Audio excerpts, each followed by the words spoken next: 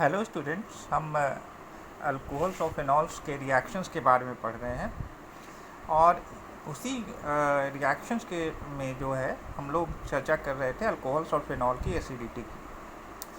तो जहाँ तक अल्कोहल्स की एसिडिटी की बात है तो 1 डिग्री 2 डिग्री और 3 डिग्री अल्कोहल्स की एसिडिटी की अगर हम तुलना करें तो 1 डिग्री अल्कोहल ज़्यादा एसिडिक होता है, क्योंकि इसके पास सिर्फ एक ही अल्काइल ग्रुप होता है।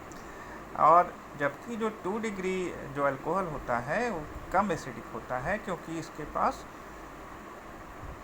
2 अल्काइल ग्रुप है। 3 डिग्री और भी कम होगा, क्योंकि इसके पास 3 अल्काइल ग्रुप्स होते हैं। आप जानते हो कि अल्काइल ग्रुप्स क्या होते हैं? इलेक्ट्रॉन डोनेटिंग नेचर के होते हैं, जिसकी वजह से इलेक्ट्रॉन डेंसिटी ऑक्सीजन पर ज़्यादा हो जाती है, जिससे ऑक्सीजन हाइड्रोजन बॉन्ड मजबूत हो जाएगा और अल्कोहल की एसिडिटी कम हो जाती है। अब हम एसिडिटी ऑफ फिनॉल की चर्चा करेंगे।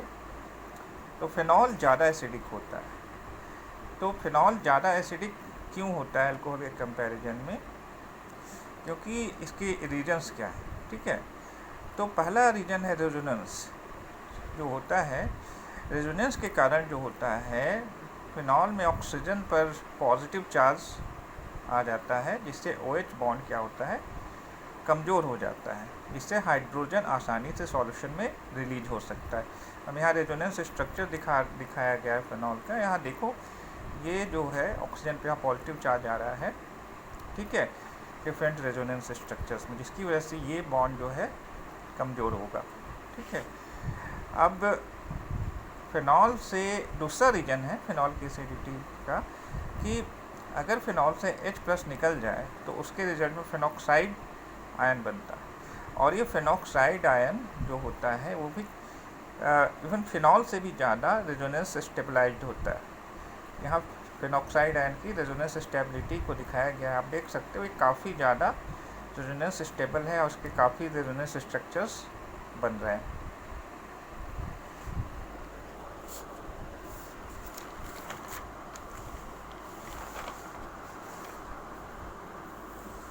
अब हम देखेंगे कि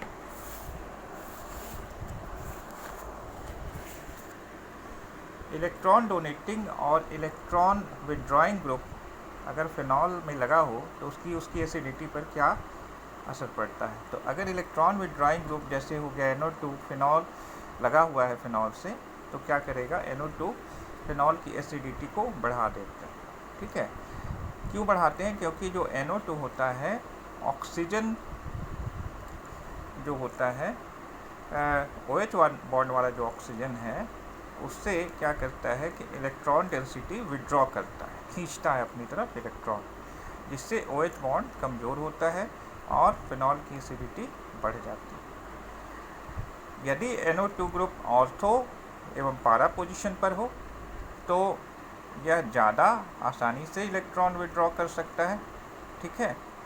अतः जो ऑर्थो एंड पारा जो नाइट्रोफिनॉल होता है वो मेटा नाइट्रोफिनॉल के कंपैरिजन में ज़्यादा एसिडिक होता है। अब इलेक्ट्रॉन डोनेटिंग ग्रुप अगर लगा हुआ है फिनॉल से तो क्या करता है, उसकी एसिडिटी को घटा देता है, क्योंकि जो OH बॉन्ड होता है उसके ऑक्सीजन एटम पर इलेक्ट्रॉन डेंसिटी बढ़ जाती है, जिससे OH बॉन्ड क्या हो जाता है, मजबूत हो जाता है। जबकि जिससे क्या होगा, अगर OH बॉन्ड मजबूत होगा तो एसिडिटी कम हो जाएगी, क्योंकि हाइड्रोजन सॉल्यूशन में रिलीज नहीं हो पाएगा। ऑर्थो एवं पारा पोजीशन पर इलेक्ट्रॉन ज़्यादा आसानी से O की तरफ ट्रांसफ़र होता है, मूव करता है। इसलिए जो है ऑर्थो और जो पारा क्रिस्टॉल है, ठीक है,